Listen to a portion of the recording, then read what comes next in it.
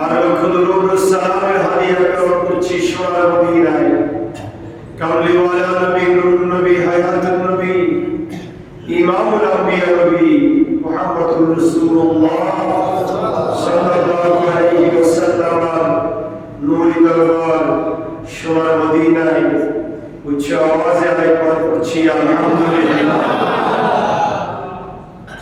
মোহতারাম হাজিরিন, দীর্ঘ একটি মাস মাহে রমাদানুল মুবারক এর মধ্যে আমরা ছিলাম। রমজানুল মুবারকের আগে পবিত্র রজবুল মুরাজ্জবের দ্বিতীয় জুমায় আমরা আমাদের ধারাবাহিক আলোচনা কোরআনুল কারীমের 41 নম্বর সূরা সূরা হামিম সিজদা নিয়ে আমরা আলোচনা করেছিলাম। একই ধারাবাহিকতায় আজকে কোরআনুল কারীমের 41 নম্বর সূরা হামিম সিজদা 26 নম্বর আয়াতে কারিমা শরীফ আমাদের সম্মুখে তিলাওয়াত করেছি। এই আয়াতে কারিমার আলোকে আমরা নির্ধারিত বিষয়ে আলোচনা শুনবো। বিমাশিয়াতিল্লাহ বিইজনিল্লাহ ওয়া মা তাওফীকি আল্লাহ সুবহানাহু ওয়া তাআলা সূরা হামিম সিজদার প্রথমে কোরআনুল কারীমের গুরুত্ব এবং আমার নবী, হায়াতুন নবী, ইমামুল আম্বিয়া নবী মুহাম্মদুর রাসূলুল্লাহ সাল্লাল্লাহু আলাইহি ওয়াসাল্লামের আজমত এবং যাকাত এই সম্পর্কে বিষয়ে আমরা হামিম সিজদার প্রথম পর্বে আলোচনা শুনেছিলাম। আজকে দ্বিতীয় পর্বে 26 নম্বর আয়াতে কারিমা মধ্যে আল্লাহ সুবহানাহু ওয়া তাআলা যখন 1400 বছর আগে আমার নবী মুহাম্মদুর রাসূলুল্লাহ সাল্লাল্লাহু আলাইহি ওয়াসাল্লামের উপর কোরআনুল কারীম নাযিল করেছিলেন, কোরআনুল কারীম নাযিল করেছিলেন যখন নতুন ভাবে কোরআনুল কারীম নাযিল হয়েছিল, তখন মক্কার কাফেরদের যিনি লিডার ছিলেন আবু জাহেল, আবু লাহাব, উতবা, শাইবা, কোরআন যখন নাযিল হচ্ছিল আবু জাহল সে বিভিন্নভাবে বিঘ্নতা ঘটাইছিলেন। কোরআন কারীম নাযিল হয়ে আল্লাহর নবী যখন কোরআন তেলাওয়াত করতেন সেটার ভিতরে তারা বিভিন্ন হট্টগোল গন্ডগোল সৃষ্টি করে কোরআন শোনা থেকে মানুষকে দূরে রাখতেন। এই সূরা হামিম সিজদা 26 নম্বর আয়াতে কারিমার শানে নজুল হচ্ছে কোরআন নাযিল যা হতো আল্লাহর নবী তা তেলাওয়াত করতেন। তা আল্লাহর নবীর নুরানি জবানের তেলাওয়াত মানুষ শোনার জন্য কি ছিল? আগ্রহী ছিল। আল্লাহ রাসূল যখন তেলাওয়াত করতেন তখন আবু জাহেল, আবু লাহাব তারা বিভিন্নভাবে গন্ডগোল সৃষ্টি করতেন যাতে করে মানুষ আল্লাহর নবীর কণ্ঠে কোরআন শুনতে না পারে। বুঝেন তো, দুনিয়ার 1400-1500 বছর পরে এসে এখন আলেম হাফেজরা যখন কোরআন তেলাওয়াত করে মধুর সুরে আমাদের মন আকৃষ্ট করে, ঠিক কি না? আর এই কোরআন যার উপর নাযিল হয়েছে সে নবী নিজেই তেলাওয়াত করছেন, এটা তো বেমিসাল হবে, তাতে কোনো সন্দেহ নাই। আবু জাহাল আইন করেছে যে মুহাম্মাদের কণ্ঠে কোরআন শোনা যাবে না। কোরআন শুনতে আসতে মুহাম্মাদের ঘরের আশেপাশে কোরআন শোনার জন্য আসা যাবে না। তখন এই কোরআন আল্লাহ রাসূল তো প্রতিদিন রাত্রে আল্লাহর কোরআন তেলাওয়াত করতেন সুমধুর কণ্ঠে।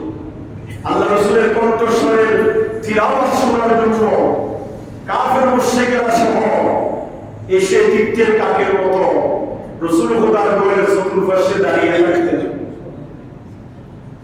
আবু জাহেল দেখতে পেল যে মক্কার আশেপাশে শুধু ইমানদার সাহাবী নয়, তার দলের অনুসারী কাফের মুশরিকরা পর্যন্ত মুহাম্মদ রাসূলুল্লাহর কণ্ঠে কোরআন শোনার জন্য বড় আগ্রহী বলে এসে দাঁড়িয়ে থাকত।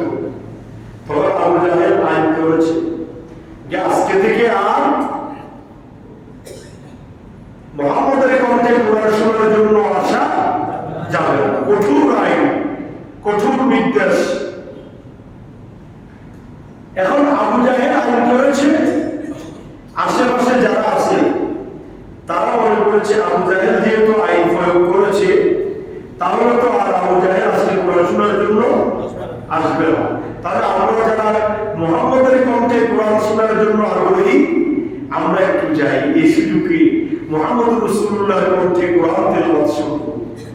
আর ওইদিকে আবু জাহেল মনে করে চিন্তা করেছে আমি আইন করেছি এই কঠোর আইন, তবে নিশ্চয় আমার কথা অনুযায়ী কেউ মুহাম্মদের কণ্ঠে কোরআন শুনতে আসবে না, আমি নিজেই আজকে গিয়ে একা একা মুহাম্মদের কণ্ঠে কোরআন তেলাওয়াত শুনব। রাত্রিবেলায় অন্ধকারের মধ্যে মানুষ ছুপে ছুপে মুহাম্মদ রাসূলুল্লাহর ঘরের চতুর্পাশে এসে ভিড় জমায় দিল। এইদিকে আবু জাহেল সবাইকে দেখে অবাক হয়ে গেলেন, কিরে তোমরা কেন এসেছো? আজকে আইন করা হয়েছে মুহাম্মদের কণ্ঠে কোরআন শোনার জন্য কেউ আসতে। তখন তারা বলল আপনি আইন করেছেন, আপনি নিজেই তো এসেছেন। এই আয়াতে এই ঘটনাকে কেন্দ্র করে আল্লাহ সুবহানাহু ওয়া তাআলা কুরআনুল কারীমের সূরা আমিন সিজদা 26 নম্বর আয়াতে পরিবার করতে আল্লাহ বলছেন وقال الذين كفروا لا تسمعوا لهذا القرآن والغوا فيه لعلكم تغلبون سبحان الله وقال الذين كفروا কাফেররা বলছে লা তাসমাউ লিহাদাল কুরআন, আল্লাহর এই কোরআন শোনার জন্য আসা যাবে না।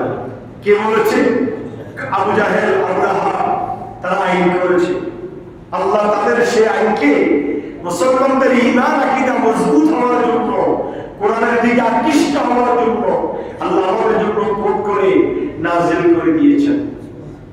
وقال الذين كفروا কাফের মুশরিকরা বলছেন লা তাসমাউ, শোনা যাবে না লিহাযাল কুরআন, যে কোরআন মুহাম্মদের কণ্ঠে তেলাওয়াত হচ্ছে এই কোরআন শুনতে আসা যাবে না। আর ওয়াল গাও, শুধু কোরআন শোনার জন্য আসা যাবে না তা নয়, এই কোরআন যখন মুহাম্মদ আবৃত্তি করবে, তেলাওয়াত করবে, তখন তোমরা হট্টগোল সৃষ্টি করবে, গন্ডগোল সৃষ্টি করবে, বিভিন্ন রকমের আওয়াজ তুলে ধরবে, যাতে মুহাম্মদের এই তেলাওয়াত মানুষ সুন্দরভাবে শুনতে না পারে। লাআল্লাকুম তাগলিবুন, যাতে আমরা জয়ী হয়ে যাই। কাফেররা মনে করতেছে এইটার দ্বারা তারা কি হবে? জয়ী হবে, কামিয়াব হবে। আল্লাহ রাব্বুল আলামিন আহকামুল হাকিমিন তাদের এই সন্ধি, তাদের এই কুচক্র আল্লাহ এমন ভাবে কি করে দিয়েছেন, ছত্রভঙ্গ করে দিয়েছেন যে কাফের মুশরিকরা যারাই আইন করেছে তারাই মুহাম্মদ রাসূলুল্লাহর কণ্ঠে কোরআন শোনার জন্য তার ঘরের চতুর্পাশে ভিড় জমাচ্ছে। সুবহানাল্লাহ। ফালানুযীকান্নাল্লাযীনা কাফারু আযাবান শাদীদা, 27 নম্বর আয়াতে পরিবার মধ্যে আল্লাহ বলেন আমি অবশ্যই কাফেরদেরকে কঠিন আযাব আস্বাদন করাবো, কঠিন আযাবে গ্রেফতার করব। কে বলছেন? আল্লাহ। ফালানুযীকান্নাল্লাযীনা কাফারু আযাবান শাদীদা, আমি কাফেরদেরকে কঠিন আযাবে গ্রেফতার করব, কঠিন আযাব তাদেরকে আস্বাদন করাবো। ওয়ালানাজজিয়ান্নাহুম আসওয়াল্লাযী কানু ইয়ামালুন, আমি অবশ্যই তাদেরকে তাদের মন্দ কাজের জন্য প্রতিফল দিব, তাদেরকে কঠিন শাস্তি দ্বারা আমি আল্লাহ কামত করব। সুবহানাল্লাহ। কোরআনের সাথে জিনমিন খেলানোর কোনো সুযোগ কারো নেই। এই জন্য আল্লাহ বলছেন তাদের জন্য কঠিন শাস্তি। জাযালিকা জাযাউ আ'দাইল্লাহিন নার। 28 নম্বর আয়াতে কারিমার মধ্যে আল্লাহ বলছেন এটা আল্লাহর শত্রুদের শাস্তি জাহান্নাম। যালিকা জাযাউ আ'দাইল্লাহিন নার। আল্লাহ শাস্তি দিবে বলছেন না, যারা কোরআন শুনতে বিঘ্ন ঘটায়, কোরআন শুনতে হট্টগোল সৃষ্টি করে, আল্লাহ বলছেন তাদেরকে আমি কি দিব? আযাব দিব, শাস্তি দিব। সে শাস্তি কি? আল্লাহ বলছেন যালিকা জাযাউ আ'দাইল্লাহিন নার। যারা আল্লাহর কোরআনের শত্রু আছে তাদের জন্য শাস্তি হচ্ছে জাহান্নামের আগুন। তাদের জন্য শাস্তি কি? জাহান্নামের আগুন। এই জাহান্নামের আগুন তাদের জন্য শাস্তি শুধু সাময়িক। আল্লাহ বলেন না, লাহুম ফিহা দারুল খুলদ। তারা এই জাহান্নামের মধ্যে স্থায়ীভাবে থাকবে। নাউযুবিল্লাহ। জাযাআ বিমা কানু বিআয়াতিনা ইয়াজহাদুন। আল্লাহ বলেন আমার আয়াতসমূহ অস্বীকার করার প্রতিফল স্বরূপ আমি আল্লাহ রাব্বুল আলামিন তাদেরকে জাহান্নামে চিরস্থায়ী শাস্তি দিয়ে আমি তাদেরকে শাস্তি আস্বাদন করাবো। নাউযুবিল্লাহ। وقال الذين كفروا ربنا أرنا الذين أضلانا من الجن والإنس। আয়াতের সাথে নজরুল মনে আছে না? কে কোরআন শোনার জন্য বাধা দিয়েছিল? আবু জাহল। বলেন না কে? আবু জাহল। এখন আবু জাহলের কথা কিছু কিছু আবু জাহলের মুরিদ আছে না? তারা আবু জাহলের কথা শুনেছে না? তা আবু জাহলের কথা শুনে মুহাম্মদুর রাসূলুল্লাহ কোরআন তেলাওয়াতে বিঘ্ন ঘটাইছে, হট্টগোল সৃষ্টি করেছে। তো মুহাম্মদুর রাসূলুল্লাহ কোরআন তেলাওয়াতে যারা বাধা সৃষ্টি করেছে, তো তাদেরকে তো আল্লাহ বলেছেন কি দিবেন? শাস্তি দিবেন। ওই শাস্তি কি? জাহান্নামের আগুন। ওই জাহান্নামের আগুন কোনো সাময়িক নয়, স্থায়ী। দারুল খুলদ, চিরস্থায়ী। আল্লাহ তাদেরকে জাহান্নামের আগুনে জ্বালাবেন। কে বলেছে? আল্লাহ। এইবার যারা আবু জাহলের কথা শুনে আবু জাহলের মুরিদ হয়ে যারা মুহাম্মদুর রাসূলুল্লাহর কণ্ঠে কোরআন শোনা থেকে মানুষকে কি করেছে? হট্টগোল সৃষ্টি করে বিঘ্ন ঘটাইছে। ওই সমস্ত কাফেররা বলছে وقال الذين كفروا ربنا أرنا الذين أضلانا من الجن والإنس نجعلهما تحت أقدامنا ليكونا من الأسفلين. سبحان الله. وقال الذين كفروا ওই কাফেররা বলছে রব্বানা আরিনাল লাযাইনি আদাল্লানা মিনাল জিন্নি ওয়াল ইনস। হে আল্লাহ, যেসব জিন এবং ইনসান, জিন এবং মানুষ আমাদেরকে পথভ্রষ্ট করেছে, কোরআন শোনা থেকে আমাদেরকে দূরে সরাই রেখেছিল, তাদেরকে আপনি দেখাই দেন। নাজআলহুমা তাহতা আকদামিনা। তাদেরকে আপনি আমাদেরকে দেখাই দেন তারা কারা? যারা আমাদেরকে মুহাম্মদ রাসূলুল্লাহর কণ্ঠে কোরআন শোনা থেকে বাধাগ্রস্ত করেছে, তাদেরকে আজকে আপনি দেখাই দেন। আমরা কি করব? তাহাতা আকদামিনা লিয়াকুনা মিনাল আসফালিন। তাদেরকে আমরা পদদলিত করব এবং তাদেরকে অপমান লাঞ্ছিত করে আজকে হাসরবাসীর সামনে তাদেরকে আমরা জাহান্নামে নিক্ষেপ করব।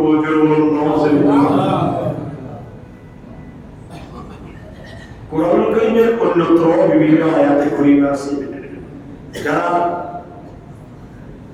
সাধারণ মানুষের কথা শুনে নিজেকে পথভ্রষ্টতার মধ্যে নিমজ্জিত রাখে, কাল কিয়ামতের কঠিন ময়দানে তারা ওই সমস্ত নেতাদেরকে তালাশ করবে যে আল্লাহ নেতাদেরকে, আমাদের ওই নেতাগুলোকে দেখাই দাও, তারা আমাদেরকে সঠিক পথ থেকে বিপদে নিয়েছে, জান্নাতের রাস্তা থেকে জাহান্নামের রাস্তা উদ্বুদ্ধ করেছে।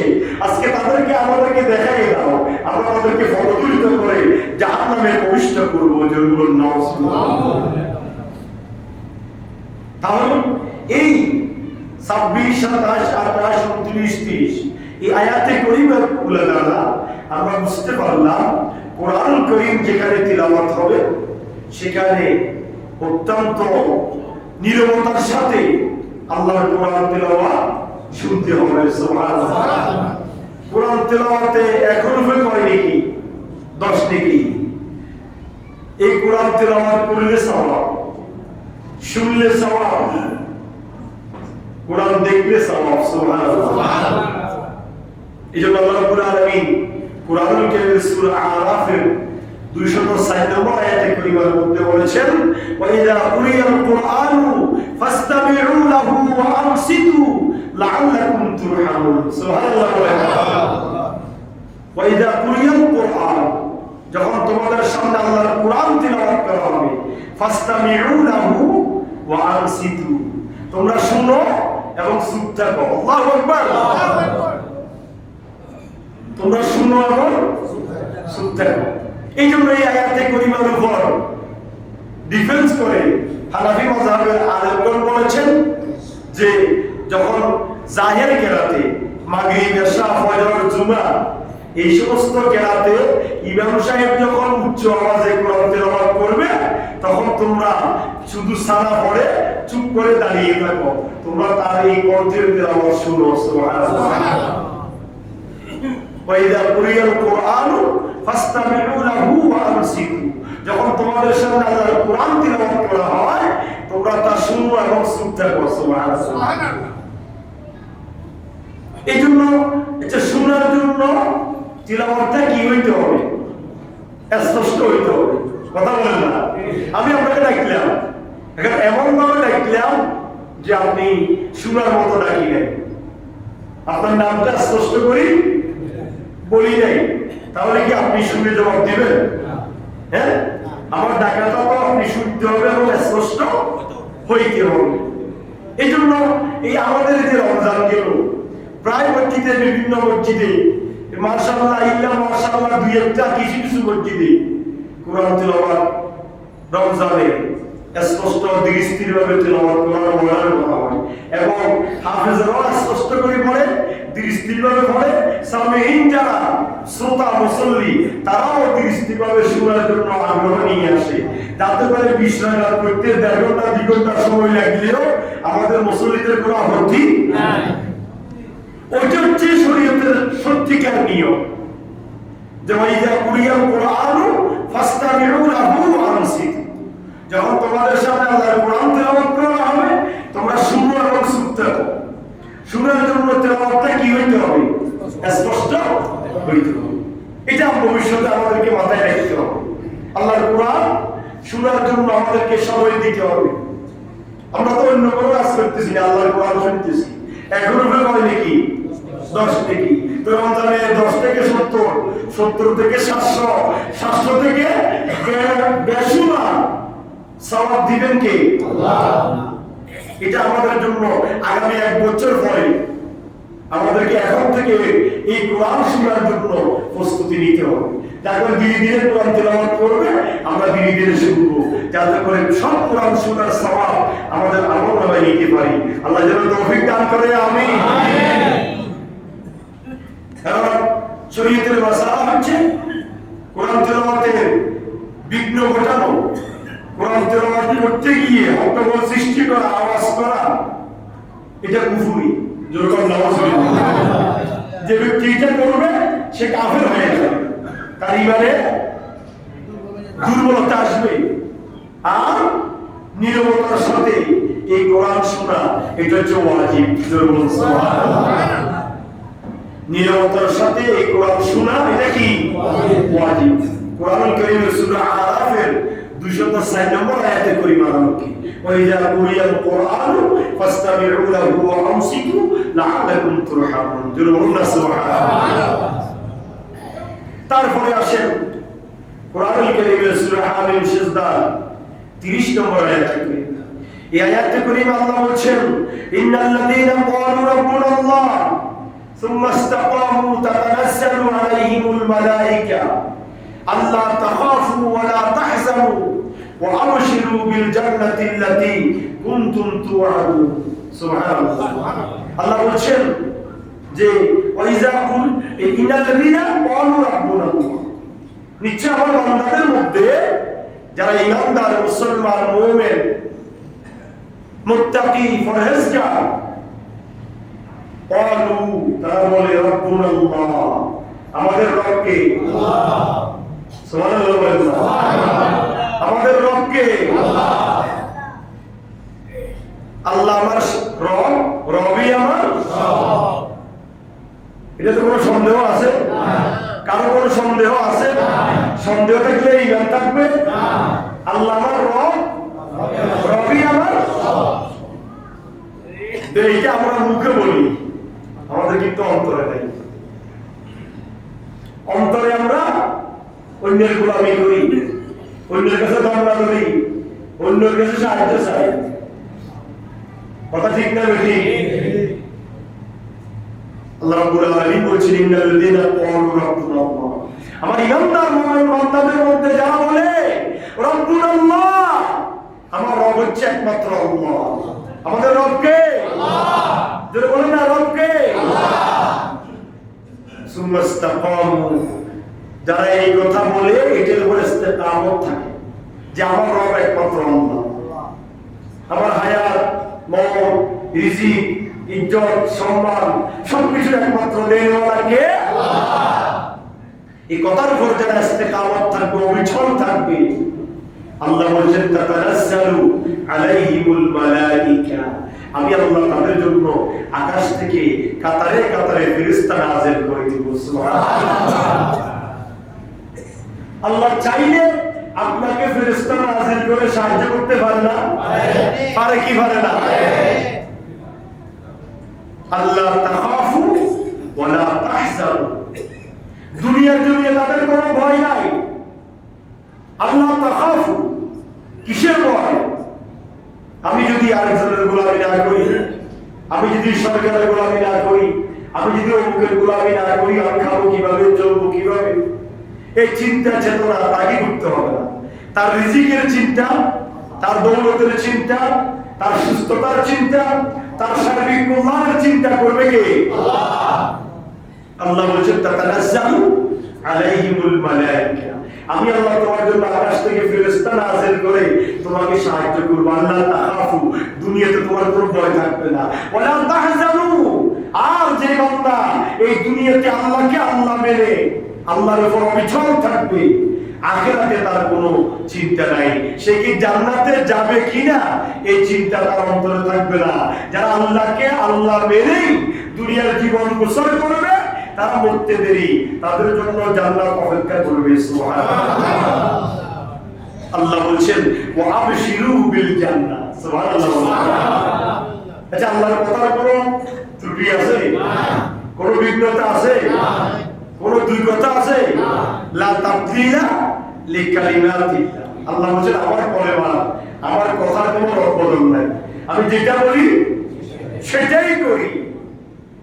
এই জন্য আল্লাহ বলছেন ওয়া আবশিরু বিল জান্নাহ, যারা এই কথার উপর ইস্তেকামত থাকবে, আমার রব আল্লাহ, এটার উপরে যারা অবিচল থাকবে, তাদের জন্য আমি আকাশ থেকে ফেরেশতা নাযিল করব। দুনিয়াতে খারাপ হওয়ার চিন্তা থাকবে না, ভয় থাকবে না, আখিরাতে জান্নাতে যাওয়ার ভয় থাকবে না। ওয়া আবশিরু বিল জান্নাহ, ইয়া রাসূলুল্লাহ, আপনি তাদেরকে দুনিয়ার অবস্থায় জান্নাতের শুভ সংবাদ দিয়ে দেন। সুবহানাল্লাহ। দেন নাই আল্লাহ রাসূল? দেন নাই শুভ সংবাদ? 10 জন সাহাবীকে দেন নাই? আবু বকর, ওমর, উসমান, আলী, তালহা ইবনে জুবাইর, এইভাবে 10 জন সাহাবীকে আল্লাহ রাসূল জান্নাতের শুভ সংবাদ দিয়েছেন। কেন?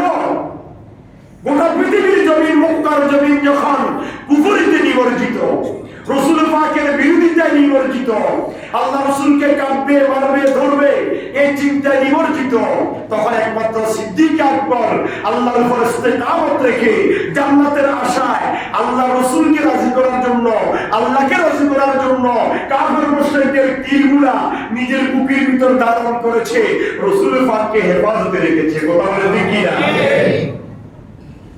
সিদ্দিক আকবরের ইস্তেকামত ছিল কার উপর? যে আল্লাহর দ্বীন হক, আল্লাহর নবী হক, আল্লাহর নবীর উপর কোরআন নাযিল হচ্ছে সেটাও হক। সুতরাং রব্বুল আল্লাহ, আমাদের রব কে? আল্লাহ। ওমর ফারুক পৃথিবীর জমিনে আল্লাহ এবং রাসূল ছাড়া আর কাউকে ভয় করেছে? কথা বলেন না?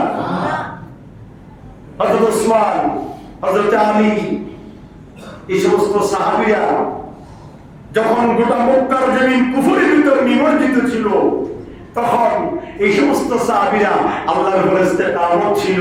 আল্লাহ রাব্বুল আলামিন বলেন, ইয়া রাসূলুল্লাহ ওয়া আবশিরু বিল জান্নাহ, এই সমস্ত ইস্তেকামত ওয়ালা বান্দাদেরকে আপনি জান্নাতের সুসংবাদ দিয়ে দেন।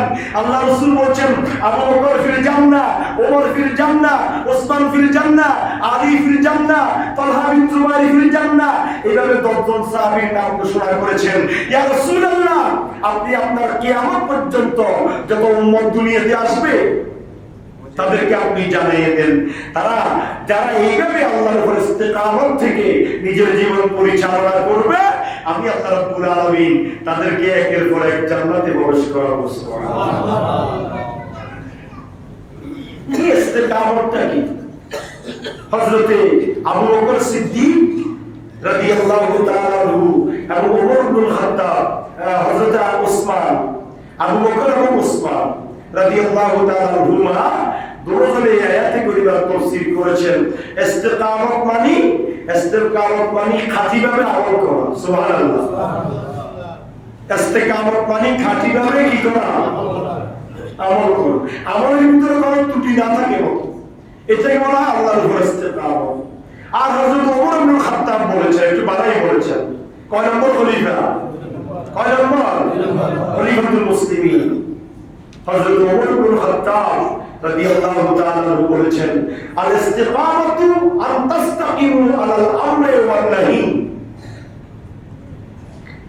ইস্তিকামত বলতে আল্লাহর যাবতীয় আদেশ নিষেধের উপর অবিচল থাকা। সুবহানাল্লাহ বলেন না? কে বলেছে? হযরত ওমর। কে বলেছে? হযরত ওমর। ইস্তিকামত মানে আল ইস্তিকামাতু আন তাস্তাকিমু আলাল আমরি ওয়ান নাহি, আল্লাহর যাবতীয় আদেশ এবং নিষেধের উপর অটল থাকা। আল্লাহ যেটা আদেশ করেছেন সেটা করা, যেটা থেকে নিষেধ করেছেন সেটা থেকে দূরে থাকা, এটা হচ্ছে ইস্তিকামত। শুধু তাই নয়, ওয়ালা তারুআ রুআনিস সাআলা, হযরত ওমর ইবনে খাত্তাব বলেছেন, এবং তার থেকে এই দিক ওই দিক ফলায়নের পথ বের না করেন। এটা কি বুঝছেন? এটা বুঝলেন তাই? আমরা তো আলেম ওলামা হুজুরেরা শুধু টানি টুনি পথ বাই করি, ঠিক না? জায়েজকে না জায়েজকে জায়েজ করার জন্য বিভিন্ন দিকে লাইন বাই করি। দেখেন না, বিভিন্ন বক্তারা বিভিন্ন লোকেরা কথা একটা বলি ফেলে, এটা যখন না জায়েজ হয় এটাকে শাক দিয়ে শাক দিয়ে মাছ দেখার মতো এটাকে বিভিন্ন ভাবে লতা বাই করে, বলো না এটা এইভাবে জায়েজ, এই জন্য আমি এই কাজ করছি, বলে কি বলে না? এই জন্য হযরত ওমর ইবনে খাত্তাব বলছেন না, আল ইস্তিকামাতু আন তাস্তাকিমু আলাল আমরি ওয়ান নাহি ওয়ালা তারুআ রুআনাস সাআলা। ইস্তিকামত হচ্ছে আল্লাহর নির্দেশকে মান্য করা, আল্লাহর নিষেধকে মান্য করা, নিষেধকে নিষেধ হিসেবে ত্যাগ করা, আমরকে নির্দেশকে নির্দেশ হিসেবে গ্রহণ করা, এবং ওই আল্লাহর আদেশ নিষেধের ক্ষেত্রে দায়ীভাবে কোনো ফাঁদ বের করে মানুষকে গোমরাহ না করা। এটা হচ্ছে ইস্তিকামত। যারা এটার উপর দৃঢ় থাকবে, আল্লাহ রাব্বুল আলামিন হাকিমুল হাকিম বলেন, তাতানাসসালু আলাইহিমুল মালায়েকা, তাদের জন্য আকাশ থেকে ফেরেশতা নাযিল করব, এবং শুধু ফেরেশতা নাযিল করে দুনিয়াতে সাহায্য করব, আখিরাতে মুক্তি দিব, শুধু তাই নয়, ওয়া আবশিরু বিল জান্নাহ, তাদেরকে দুনিয়া থাকা অবস্থায় জান্নাতের সার্টিফিকেট দিয়ে দিব। সুবহানাল্লাহ। এটা হচ্ছে এই 30 নম্বর আয়াতে কারিমা এই পর্যন্ত। হযরতে আবু সুফিয়ান ইবনে আব্দুল্লাহ সাকাফি রাদিয়াল্লাহু তাআলা আনহু বলেন যে একবার আমি রাসূল পাককে জিজ্ঞাসা করলাম, ইয়া রাসূলুল্লাহ, ইয়া হাবিবাল্লাহ, আমাকে এমন এক পূর্ণাঙ্গ বিষয় বলে দেন যা শোনার পর অন্য কারো কাছে কিছু চাইতে হবে না, জিজ্ঞেস করতে হবে না। আব্দুল্লাহ সাকাফি বলেছেন, ইয়া রাসূলুল্লাহ, আমাকে এমন একটা নির্দেশ দেন যে নির্দেশ শোনার পরে আমি আর ওইটা ছাড়া অন্য কোনো মানুষের কাছে কোনো কিছু চাইবো না, জিজ্ঞাসা করবো না, আপনার সেই নির্দেশের উপর আমি অটল থাকবো। তখন রাসূল পাক বলেছেন, আমানতু বিল্লাহি ওয়া রাসূলিহি সুম্মা ইসতাকামু, তুমি আল্লাহ এবং রাসূলের উপর ঈমান রাখো এবং আল্লাহ এবং রাসূলের উপর ইস্তিকামত থাকো, এটাই তোমার জন্য যথেষ্ট। আমাদের জন্য তো আল্লাহ এবং রাসূল ছাড়া আর কিছু নাই, আছে নাকি? আল্লাহ এবং রাসূলকে যে মানবে তারা ডানে বামে খুঁজার কোনো প্রয়োজনীয়তা আপনারা কি আছে মনে করেন? এই আয়াতে করিমায় আল্লাহ রাব্বুল আলামিন আহকামুল হাকিমিন এটাই শিক্ষা দিয়েছেন। হযরত আলী রাদিয়াল্লাহু তাআলা বলেছেন, হে নবীর উম্মতরা শুনো, ইস্তিকামত মানে কি জানো? নির্দিষ্ট নিয়মে নির্দিষ্ট সময়ে ফরজ আদায় করার নাম হচ্ছে আল্লাহর ইস্তিকামত। সুবহানাল্লাহ। নির্দিষ্ট নিয়মে নির্দিষ্ট সময়ে ফরজ আদায় করার নাম হচ্ছে কি? ইস্তিকামত। এইখানে আমি বাইরে বলবো না, আপনারা নিজেরা নিজেদেরকে চিন্তা করবেন, বাইরে তাকানোর দরকার নেই। আপনি আপনাকে জিজ্ঞাসা করবেন। এখানে এমন মুসল্লি আছে যারা আজকে ফজর নামাজ পড়ে নাই, ঘুম থেকে 9টা 10টা বাজে উঠছে, ফজর নামাজ পড়লেও কোনটাই জুমা পড়ার জন্য চলে গেছে, আছে না নাই? বাড়াই বলি নেই। আপনি আপনাকে জিজ্ঞাসা করবেন, আমার কথাটা হোক কি না রাইট কি? 2-4-5 জন 20 জন এক কাতার 2 কাতার এসেছেন, ফজর নামাজ পড়ছেন, আর বাকি তার মধ্যে অর্ধেক বাসায় পড়ছেন, আর অর্ধেক কেমন আছে যারা আজকে ফজর নামাজ পড়ে নাই, জুমা পড়তে আসছে। তা আপনি আল্লাহর উপর রাসূলের উপর ইস্তিকামত থেকে কিভাবে জান্নাত আশা করেন? হযরত আলী মুর্তজা বলছেন, নবীর উম্মতেরা যারা ফরজকে নির্দিষ্ট সময়ে নির্দিষ্ট নিয়মে আদায় করে তারাই আল্লাহর উপর ইস্তিকামত, তারাই দুনিয়াতে আর ফেরেশতার মাধ্যমে সাহায্য পাবে, আখিরাতে কোনো চিন্তা থাকবে না, সহজে জান্নাতে প্রবেশ করবে। সুবহানাল্লাহ। সুতরাং আসুন কুরআনুল কারীমের সূরা হামিম সিজদা 41 নম্বর আয়াত এই সূরার আলোকে আজকে যে আলোচনা শুনেছি, আল্লাহ পাক আমাকে এবং আপনাদেরকে আমল করার তৌফিক দান করুন। সবাইকে কোরআনের মায়ের বানাই দিন, কোরআনের অনুসারী বানাই দিন। কোরআনকে মহব্বত করতে হবে। কোরআনকে মহব্বত করা মানে রমজানে হারজ দুইটা রেখে মহব্বত করে তেলাওয়াত করার নাম কোরআনকে মহব্বত করা।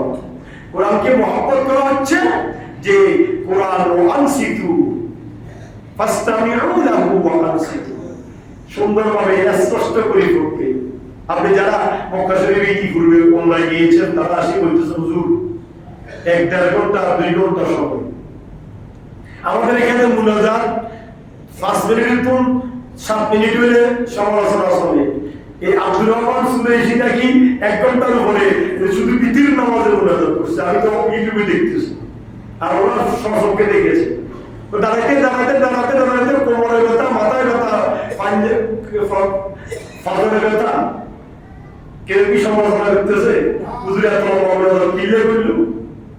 আর আমরা তো এই 2 মিনিট থেকে 3 মিনিট হলে মসজিদের গেট থেকে শুরু করি, দেখুন ইউনিভার্সিটি গিয়ে দে 11টা 10টা শেষ করবো বলি 11টা বাজে গিয়ে কাম মসজিদে না, হ্যাঁ মসজিদে না।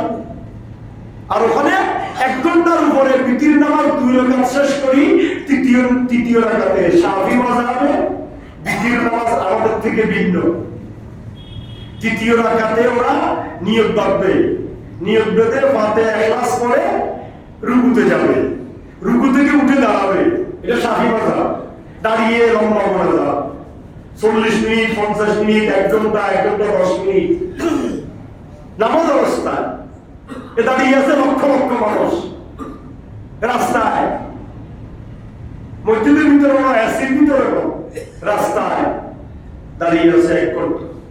ওই মুনাজাত শেষ করি ডাইরেক্ট সেজদায় 2 সেজদা দিয়ে তাশাহুদ পড়ে তার ডান দিকে বাম দিকে সালাম, তার ভিতরের নামাজ শেষ।